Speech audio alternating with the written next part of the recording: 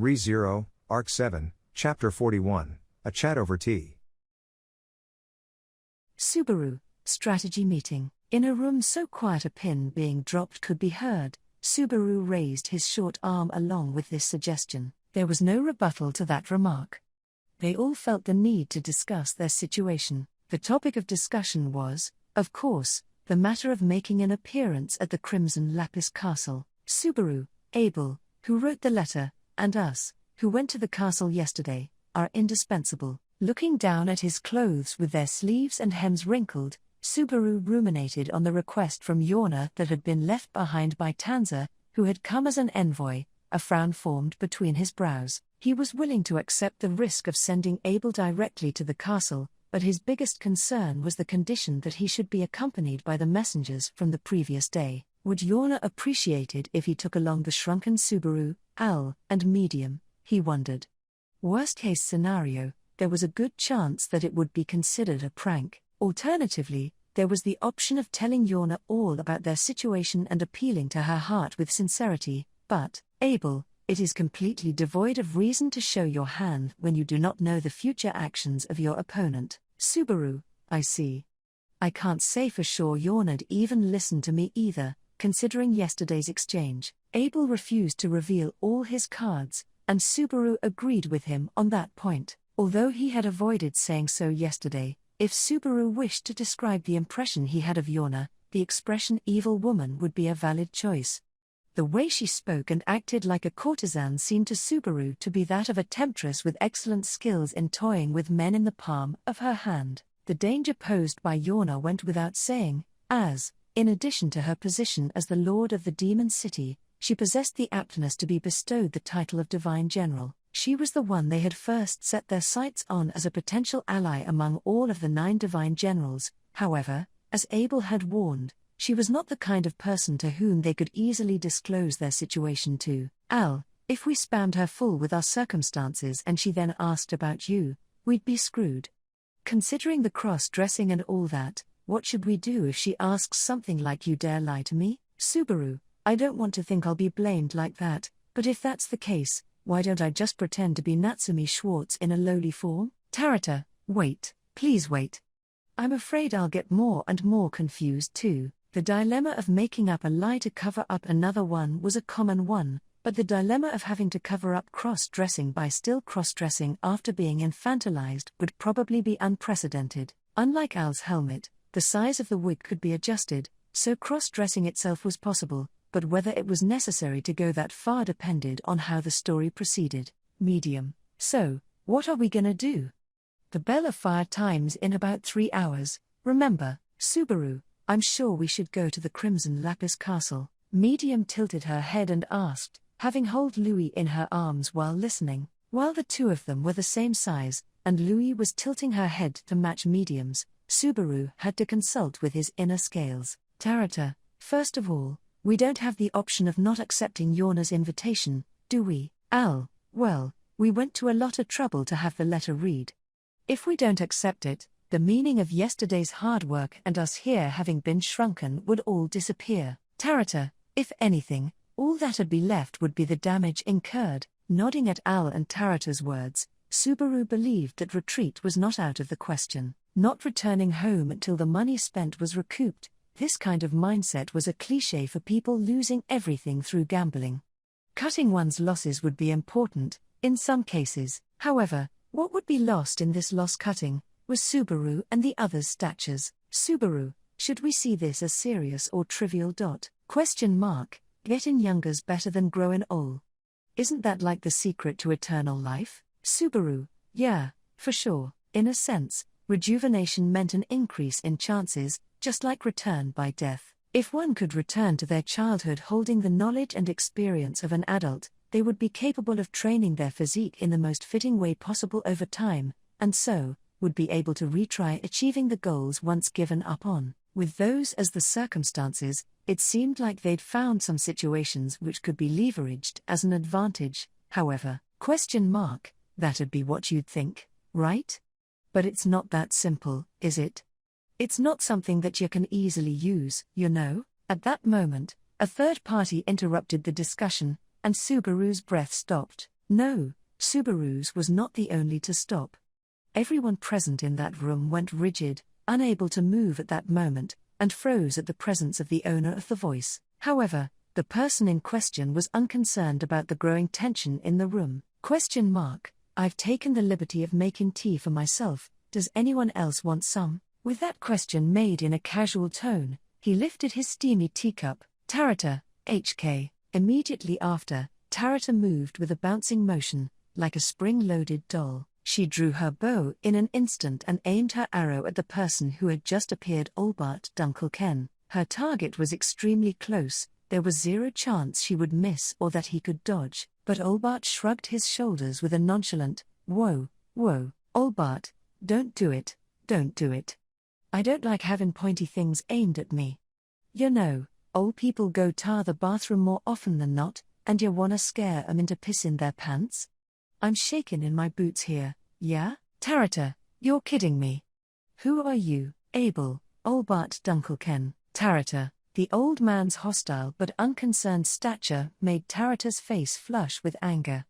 Yet, in response to her question, the man in the Oni mask, the one who had called out Olbart's name, as if to rein her in, the only one sitting on the sofa having not moved at all, Abel, exchanged glances with the man while wearing his Oni mask. To this, Olbart narrowed his eyes hidden by his thick eyebrows. Olbart, well, I already confirmed yesterday that I'm a celebrity, so I'm not surprised, but you got a pretty impressive face, you know. Where's that souvenir from, Abel? Spare me the nonsense, old tree.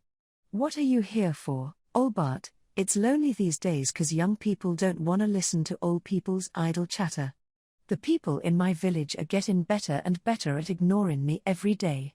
Kaka. As he talked about the lonely circumstances of his old age, Olbart opened his big mouth and smiled cheerfully. At the dialogue between Abel and Olbart, the confusion of Subaru and the others on the sidelines slowly melted away. However, it was impossible for them to completely let their guard down. Medium? But, Gramps, how did you get in here? It's not like we weren't keeping watch, Olbart. Oh, doesn't this lil thing look just like the dancer from yesterday? So if Gramps has tar answer, that's just how it is. You let the dear girl throw, right? And I came in with her, medium, together? With Tanza-chan, Olbart, kaka. How I got in here's a secret. Shinobi arts are like my tools of the trade. Medium's simple query was laughed off by Olbart with the purpose of confounding them. It was uncertain how serious he was about this, but in any case, the word shinobi had been mentioned by him himself, and he seemed to have no intention of hiding his true identity. In that case, asking him directly about his true intentions for coming to their camp alone would be faster compared to probing him. Subaru, so, Olbart, Subaru, so, what are you really doing here? Olbart's gaze turned to Subaru after the latter asked the purpose of his visit. With that, the old man wrinkled his brow as if thinking for a while. Olbart, yeah, was Thatcher. Were you the girl in red from yesterday? I couldn't possibly mistake the dancer-like girl and the one-armed man, so I was really worried. So he confessed, he'd had a hard time figuring out who Subaru was. Hearing this, Subaru looked, and Al, casually repositioning himself, sneered. He cleared his throat through his mask, his voice more hushed than usual. Al, that's my bro. Even the shinobi head honcho didn't know who you were. Olbart, oh, how impressive, how impressive. I wish the people in my village could learn from that transformation. How about being a lecturer? You'd be welcome, Subaru. Unfortunately, Natsumi Schwartz's schedule's quite full. Maybe I could make some time for you, though. Olbart, ho, what you mean, maybe? He moistened his lips at how cross-dressing had unexpected landed quite the catch, and then, noticing the sensation of thirst in his throat, Subaru narrowed his eyes. Regardless of how much he believed in this nonsense, he had to take full advantage of the opportunity to speak directly with Olbart. For the time being, about the abnormal situation that had befallen Subaru and the others. As per Abel's guess, the mastermind behind this phenomenon was none other than the old man in front of him. Subaru, the reason we are like this, if you got any idea who it was, be honest. Olbart, oh, that. I've done that myself. They're interesting, aren't they, the shinobi arts? Subaru, without any bargaining, Olbart admitted that he had been the one to do it. His statement drowning out the rest of his words, Subaru took a small gulp. And the old man laughed viciously as he watched Subaru stiffen. Olbart, if I killed you by accident, I wouldn't be able to hear anything you got to say, and I'd be left with a lot of trouble, you know? That being the case, there are many ways to squeeze info out of someone without killing. Interesting, isn't it? Olbart bluntly spoke those words, and sipped his warm tea, the infantilization that had struck Subaru, Al, and Medium. From the testimony of the one acquainted with the 9 divine generals, Abel, it was almost certain that the offender was Olbart. However, for it to be affirmed directly by the person himself was a different kind of surprise. Especially if the other party was not offended at all and was proud of it. Everyone, Olbart, oi, we shouldn't look at each other all scary. Didn't you learn that all people are to be cared for, not tortured? The tension in the room was rising again, and both Al and Medium, as well as Tarata, who had not lowered her bow from the onset, were gradually changing their positions. In particular, Al was prepared to block the entrance door and obstruct Olbart's escape route. However, Al, with his shrunken body, could not handle his cherished sword at will, and so could not aspire to go far in stopping the shinobi head honcho that was always on the prowl. Louis, you, Olbart, you're a lil girl who's got nothing to do with me, aren't ya? Then you're looking at me like that's kinda hurtful. Don't ya like the sweet smell of old men? Abel, do not play games with me, Olbart. I shall ask you once more. What brings you here? Abel hurled a few words at the side of Olbart, who was trying to win over the snarling Louis. Taking a glance at Olbart, the latter looking over his shoulder, Abel expressed a sharp spirit that could be transmitted even through the Oni mask. Abel, you have heard the thoughts of Jonah Miss Higya, lord of this demon city. She recognized them as envoys. She has made it clear that they shall not be touched. Subaru, that's right. Don't touch us, that's what yesterday's game was about. We were risking our lives too. And yet, this treatment's different from what was promised to us. Olbart, oi, you're getting all excited and mixed up, you know. Taking advantage of Abel's aggressive move, Subaru also reiterated Jonah's statement from the previous day. It was as Olbart had said, Subaru had gone as far as to even return to the state of mind of yesterday. Regardless, that still did not change the truth. Jonah had recognized Subaru's group as messengers, and Tanza had made it clear that she would not allow anyone to interfere with them. To disregard that, was to express hostility toward Jonah. Abel, of course, if your intent is to destroy the demon city, you shall not give that the slightest consideration. Subaru, now that you mention it.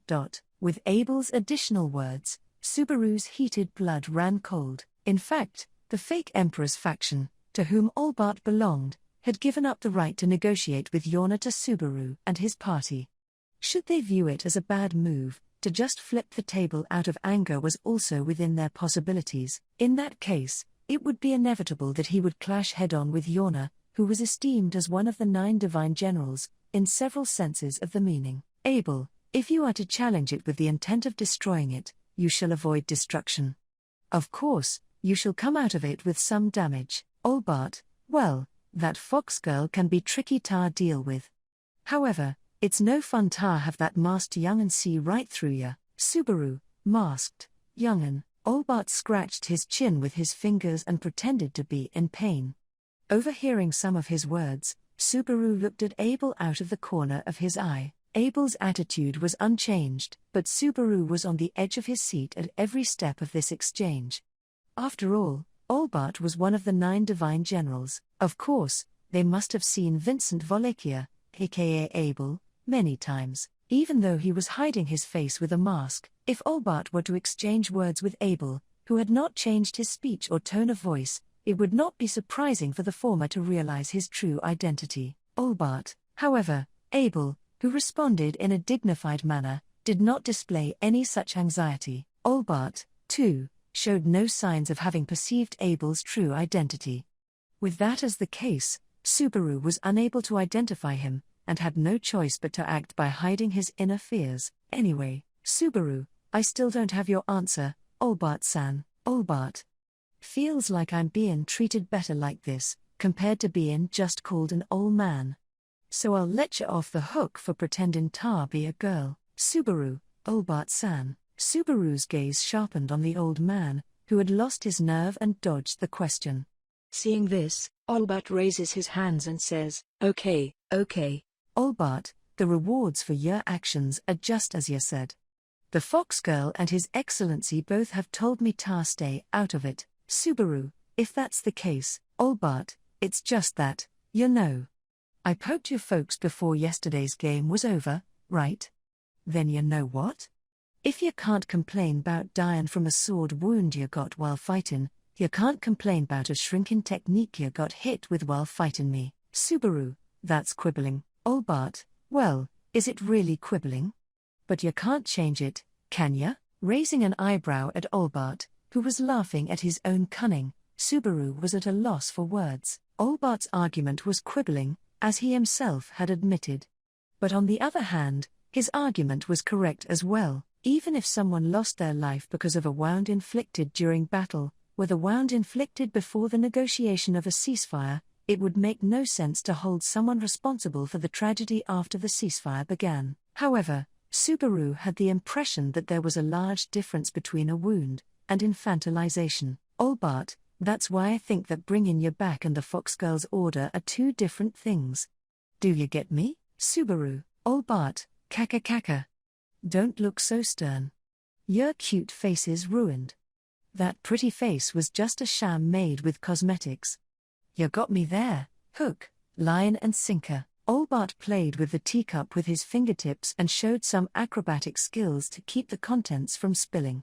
His words themselves could not be easily fought off, they had been chosen with deliberate care attained by experience. However, even if Tarata, who was becoming more and more nervous, and Al and the others, attempting to block the escape route, were to fight their best, subjugating Olbart by force was nowhere in sight. If there was someone here capable of defeating this cunning, it would be Abel. Do not get carried away, Olbart. Indeed, only the man donning the Oni mask tried to cut through his brimming ambition and cunning. Abel, without changing his posture, shot Olbart with a look even sharper and colder, and made him stop playing with his teacup. Abel, I have already inquired you as to your purpose. How many more times must I ask until you feel like doing it? Olbart, whenever there's a young'un whose expression I can't see, I can't help but wanna see the wrinkles between their eyes. I hope you don't mind. With one eye closed, Olbart mischievously responded to Abel's domineering spirit. The old man scratched his head and voiced, "You're a man with no time to spare." Olbart, the fox girl aside, His Excellency also told me not to lay a hand on your folks, so I didn't come here to deal with ya. But if we're gonna be your enemies anyway, it wouldn't hurt to weaken ya a wee bit, would it? Al, that may have been the reason as to why you shrunk us, but you didn't come all the way here to drink tea. Olbart, looks like you're having a hard time now that your helmet doesn't fit anymore, boy. Anyhow, guess you're right about that. Ah well, the reason I'm here's that I'm here to listen to what you got to say, honestly. Subaru, what we got to say? While fiddling with his ear with a hand not holding the teacup, Olbart nodded to Subaru as the latter ruminated over the question, then spoke, "That's right." With that, he then pointed out the window using the same finger that had been picking at his ear. Olbart, that performance at the castle yesterday, darn it if it didn't make me giddy. But there are a lot of people who've tried to mess with His Excellency, and so far, they've all failed. So, I'd like to ask you why you decided to cross that dangerous bridge as well. Subaru, what are you going to do once you hear it? Olbart, oh? Of course I'll decide after hearing it. And I'm gonna do something to make sure you can't lie. With Olbart's mouth open wide as he sent saliva flying along with his hearty laugh, Subaru scrunched up into a scowl. It was easy to dismiss his attitude, as was heard just a while ago, as just bad taste. But it was clear that the conversation could not just be shut down on him. He was one of the 9 divine generals required to help Abel regain the throne, or to dispel the shinobi technique that had infantilized Subaru and the others. Rather, Subaru, a chance, is it? The position of the 9 divine generals was such that it was difficult to even contact them, nevertheless to get them on their side, but presently, for whatever reason, Chaos Flame was occupied not only by its lord, Jonah, but also by Olbart in front of him, and Chaisha, who seemed to be posing as a false emperor. Of course, even if cajoling the opposition posed by Chaisha, who had taken the initiative, was an impossibility. Subaru, if Abel's reasoning from yesterday was correct, it doesn't mean that Olbart stands confirmed as an enemy. Abel's view was that hope remained regarding Olbart, who stood as one of the divine generals considered to already be the enemy's pawns. At the moment, Subaru had to say that Abel's judgment was a correct one, as he had managed to get to the point of negotiating with Jonah. If they were to believe his speculation, there should be room for negotiating Olbart's position. However, in order to get Olbart on their side here, in silence, Subaru glanced at Abel's profile, revealing the identity of the man sporting the Oni mask and keeping his dignified stance. Abel, that was the absolute most important piece of information that they must disclose in order to conquer Olbart, and frankly, Subaru did not have any further information that could resonate with Olbart. Subaru, the Oni masked Abel did not even wince, as he met Subaru's gaze towards his side. His face was hidden behind a mask, making it impossible to observe any of his emotions. However, there was no way that the intelligent man could not have thought of what Subaru had come up with. At this juncture, just how much of his own heart could he bear to the other party, Olbart? Subaru's thought was that this would be the focal point, but since Abel had not stirred, was he premature in his thinking? Or was he waiting to see what came to pass? In any case, if they could get Olbart on their side, they would find a way to solve the problem of Subaru's infantilization, their lack of strength, and the battle for the 9 divine generals. Then, this would be the right time to play Olbart. You know, funny thing is, people's faces do say more than you'd expect, don't they? Subaru, Olbart, your gaze, the way your face tenses up, the way your muscles contract just a little. You don't actually gotta move your mouth to talk a lot. Thumping his 2 fingers against his temples, Olbart spoke. The old man nodded as his gaze fell on Subaru, whose breath had been taken. Olbart, for example, the girl who looks like a dancer relies on the girl using the bow. The young'un with a cloth wrapped round his head, and the wee one relies on ya. And, as for the one using the bow and ya, well, both of you rely on that masked young'un. Subaru, HK, Olbart, you can see the general direction of each pair of eyes. When you're weak, it's even more obvious, isn't it? The words of Olbart, who flashed his white teeth as he said them, pierced Subaru's mind, and Subaru belatedly realized that he had greatly misjudged Olbart's fundamental nature. A man who had even appeared seemed to be a good-natured old man. Olbart had made it clear that he was the one who had infantilized them, and that he had done so in order to talk to Subaru and the others. He had never stated that it was to negotiate with Subaru and the others. Subaru, didn't you come here to talk? Olbart, come in here to talk and come in here to listen are similar but slightly different, aren't they? I don't mind chatting like this, you know. But, Subaru, Olbart, you see, I'm also the shinobi head honcho, and I spend my time acting as a representative of the people of my village. That's why. I can't trust the words of someone I haven't even tortured, 'cause it's too dangerous. Without losing the air of an old man with an understanding of what he spoke about, Olbart expressed his thoughts in accordance with the shinobi's unwritten rules. The bleakness and harshness of this world was certainly similar to that of the ninja world known to Subaru. However, the feeling of enjoying it as a fiction was very unlike the feeling of being exposed to it firsthand in such a manner. And, Olbart, so, with his uppity attitude of having no one to rely on, the masked young'un's the leader, right? Lemme ask ya, what was it that made ya come to seduce that fox girl, Abel? If that does not work, what will? Olbart, then you'll just have to find another way, won't ya? But since I'm bound to stay out of it, there's not much I can do about it. Olbart shrugged his shoulders, his gaze and attention were turned towards Abel. Of course, it was hardly believable that Olbart, the head honcho of the shinobi, would not be paying attention to the others. Even if his head was not turned, his attention had not been diverted from Al nor Tarata. However, even though a bow was being pointed towards him, to display any intention of attacking Olbart would be unwise for Subaru and the others surrounding him. As per Jonah's command, they were to be welcomed into Chaos Flame as messengers. Whether this would still apply after causing a disturbance in Chaos Flame, and how she would deal with ill-mannered visitors, was a complete unknown. In other words, the situation here was a stalemate for both Subaru and Olbart. Both had no choice but to stare each other down, declaring their readiness to do harm, and in such an extreme limbo. Subaru, but, on the other hand, in these conditions, where can I even prepare it? Reflecting on the established situation, Subaru once again cast a question to the white space that had been born within his mind, and once again, the thought arose, isn't this an opportunity? Bound by Jonah and the false emperor, Olbart was unable to take any additional actions of hostility. Subaru was judging which side Olbart was leaning. Supposing he was closer to the enemy's side, they would have to act on this timing. They would not get any other situation like the one they had here. Everyone, at a slow pace, time progressed. Along with this tense situation, there was also the matter of the time at which the bell of fire time would ring, as presented by Jonah. Time was precious. The more he wasted, the more his life diminished. In silence, Tarata's fingers trembled as she gripped her bow, and Al and Medium too muffled their breaths. Even Louis miraculously was only letting out growls, perhaps instinctively sensing the danger posed by Olbart. Perhaps they could not decide to stir. If someone could, it would be Subaru. Abel.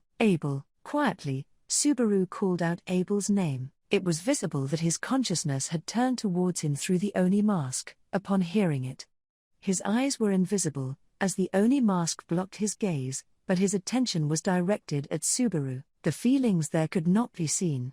However, Subaru could guess its intent, as he had felt it. Subaru, this is the Emperor, Vincent Volakia. Olbart, in reply to Abel's gaze, Subaru made that assertion, prompting Olbart to raise an eyebrow. His eyes hidden by his long, rich eyebrows went open wide, as the old man was suspicious of Subaru's words. It was a natural reaction, but it was far from the reaction he was looking for. So, in order to elicit the desired response, they would go deeper. Subaru, you want to know who's the faceless young'un, and what we're here for. Why did we come to see Jonah? The answer is, Olbart, oi, that's not very funny, is it? Subaru, I wasn't trying to be funny. Abel, at a loss for words for an instance, Olbart's voice was laced with a hint of surprise. Perceiving that with clarity, Subaru called out to Abel at the back of the room. This far in the game, Abel did not try to refute Subaru's words and actions. Just inaudibly, his gentle fingers reached for his face. And then, Olbart, this is one hell of a thing. A concealed visage was revealed in front of Olbart, the latter letting out a voice of astonishment. Before his eyes, the one gazing back at Olbart as his face was tense, was a dark-haired beauty none other than the Emperor, Vincent Volakia. Olbart, Your Excellency. But that's too weird, isn't it? But then, who'd I come we? Abel, let your old wits run wild, Olbart's Uncle Ken. You possess the answers. All that remains is to draw them out. Olbart, with the face of Your Excellency, saying things that sound like Your Excellency. Ah, so that's it. At first he had been taken aback, but the old shinobi soon regained his composure. Having revealed his face, Abel passed an order as the Emperor, and doing as he had said, Olbart seemed to come to a conclusion of the situation he was in with the information he had. Olbart put his hand on his chin, and, Olbart, then that'd be Chaisha. He's got it all under control. However, there's another matter. It's not like Your Excellency, ta let something like that happen ta is it? Abel, you think your eyes can peer into the depths of my mind? Olbart, oh, very scary, very scary. Waving both his hands in the air, he let out a parched sound at Abel's answer. In fact, as Olbart had stated, Abel's situation was definitely a groggy one, but his overwhelming bluff did not show any of that. Upon seeing the change in Olbart's expression, however, the tension left Subaru's shoulders as well. Olbart understood the situation. Abel had been ousted from his position as Emperor, and Vincent, the man he was accompanying, was a false Emperor. Olbart, a lot of things that had been confusing me have become clear. No, I was wondering why you suddenly came to see the fox girl in person. Subaru, all of that. was to stifle the actions of our side, Olbart. Haha, it's hard for old people to keep up with the ideas of your smart folks, actually. Young, smart, good looking, I guess that's being super greedy. Don't you think so, too? Don't you think? Since you're also so young. Oh, that's because of what I did. Kaka kaka, Olbart roared with laughter, trying to get a laugh out of them with what he had said, even though it was not funny. Subaru's cheeks tightened at the sight, and he exhaled a long breath, suddenly looking at Tarata. The Shudrak warrior still kept a wary eye, her bow trained on Olbart. He was attempting to get her to break her battle stance, and regain control of the situation. Subaru, Tarata-san, you can put your bow down now. Olbart-sans, Olbart, oh? No, you don't have to put it down, do ya? I think it's impossible for that girl to lower her guard in front of someone she's not sure isn't an enemy. Subaru, huh? Olbart himself, the target of Tarata's bow, was the one to halt Subaru's effort to get her to lower her guard and talk to him. The old man took Tarata's caution as something natural, furthermore he did not do anything to try to deny the naturalness that was incomprehensible for Subaru. In other words, the danger stemming from himself had not lessened. However, then it would be as if, Subaru, let's talk about this. Olbart, didn't you hear me? I said I'd make a decision after I listened to ya. And I did, Subaru. Subaru's throat clogged up, yet, faced with that, Olbart's attitude did not alter. There was merely a quiet click of the tongue, and, Abel, this was one of those cards I did not know which way it would tend towards, but that is what you have decided. Huh, Olbart, that doesn't sound like ya, Your Excellency. No, it's fatal that you're seriously out of cards to play. Moreover, you weren't lucky on the draw here.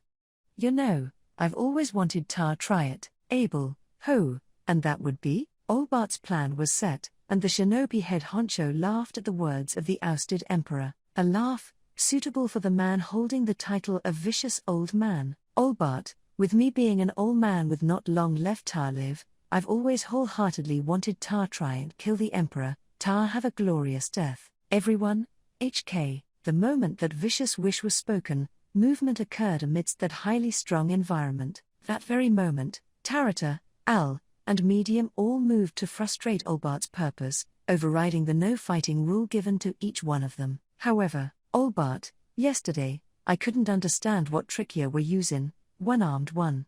But it stopped working since you turned little, didn't it, Al, Kansas? HK, Olbart, the skills you learn when you're old, you can't use 'em when you're young. Having spoken those words, Olbart twisted his neck and swung his hands. Blood splattered from his fingertips, and a tragedy unfolded in Subaru's field of vision, his eyes opened to their utmost. Medium and Al, who had stepped in and tried to subdue Olbart, had their necks gouged out and blood spouted out. The blood scattered within the room like a fountain, making one wonder where had so much blood flowed within a small child's body. Al, TCH, HK, Olbart, judging from this, looks like you aren't able to use your last ray of hope. Still, I ended up doing you in before finding out how your trick works, that's how it was, huh? I messed up, Al crouched there, holding the gushing wound. Medium's eyes went blank and she fell backward, motionless. It was obvious that what they had suffered was a fatal wound that could not be recovered from, and Tarata, the only one ready to take on Olbart head-on. Subaru had been wondering why a shot had not been loosened from the bow. However, the suspicion that the attack that was supposed to take place did not, made Subaru direct his gaze in that direction. Tarata was pinned to the wall, tall for a woman. Tarata's slender frame was rested against the wall, her body pinned in place.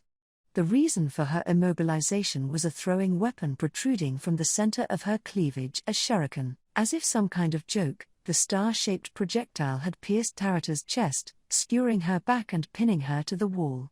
Her heart had been destroyed, it was clear she had perished instantly. Abel, even though you were told not to interfere, you could not help yourself. Suddenly, a man's voice echoed in that room rife with death. It had come from Abel, standing in a room that had become full of corpses terrifyingly fast. Having left his seat, the man looked down with a penetrating gaze at Olbart, The architect of all this death, bathed in that glare, Olbart wiped the blood splattered on his cheek with his finger. Olbart, yeah. I wanna set off some big fireworks before I die. I'd be completely satisfied to murder the greatest emperor of all time, and be executed for it. Abel, I couldn't read your destructive tastes. My oversight, Olbart, kaka. No. If my dreams of growing old were known, I'd be so ashamed that I wouldn't be able to live. Al had ceased moving, and Medium and Tarata had stopped breathing. Under such circumstances, that conversation between emperor and vassal seemed, to Subaru, to be something from another world. However, it was not another world. It was real.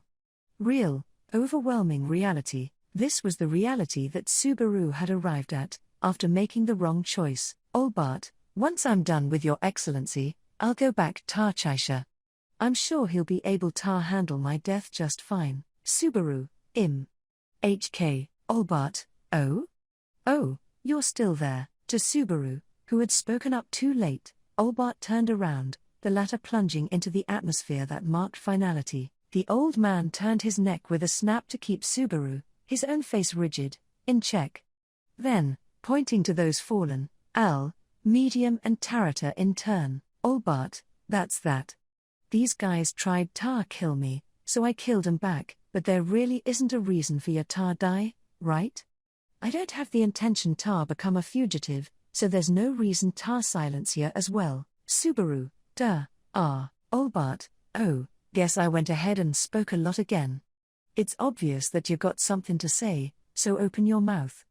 I'm an old man with a short life ahead of me, so I can't wait that long though, you know? As Olbart continued to speak leisurely at his own pace, Subaru's thoughts turned white.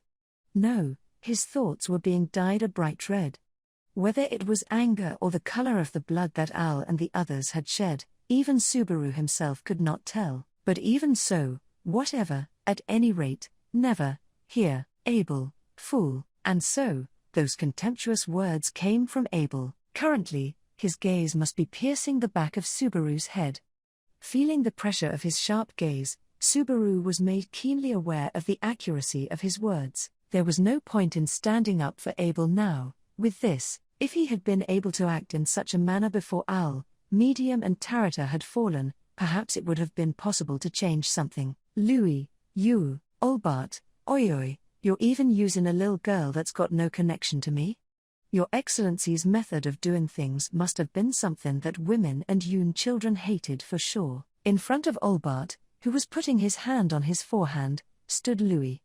No, Louis was not standing in front of Olbart, but in front of Subaru. Subaru was shielding Abel, and Louis was shielding Subaru, the three of them standing in a straight line. It was just some absurd form of a meat shield. Olbart, I thought your Excellency was supposed to die alone. Abel. Not everything goes according to one's calculations. Olbart, kaka. Abel's inability to keep his mouth shut at this point was met with a sneer and a loud laugh from Olbart. Within the eyes of the elderly shinobi, neither Subaru's nor Louis's presence were reflected.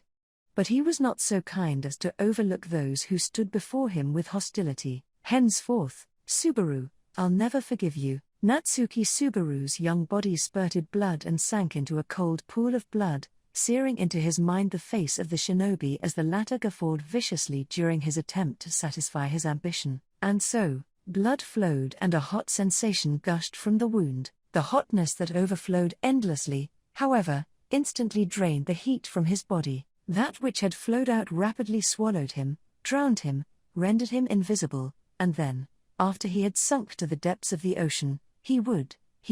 Subaru, instantly, the lost blood coursed through Subaru's body, producing a loud noise in his ears. Accompanying the sensation of having his hearing sharpened to the extreme, came the cacophony of blood flowing through him in a quiet space. While being struck by it over his whole body, Subaru let out a ragged exhalation. With violence he bit his back teeth, his vision flickering on and off due to the distant pain and sense of loss. He wished to find out where he had returned to. I've taken the liberty of making tea for myself, does anyone else want some? A moment later, a vicious, unforgettable voice announced the overture of a new battle for Natsuki Subaru.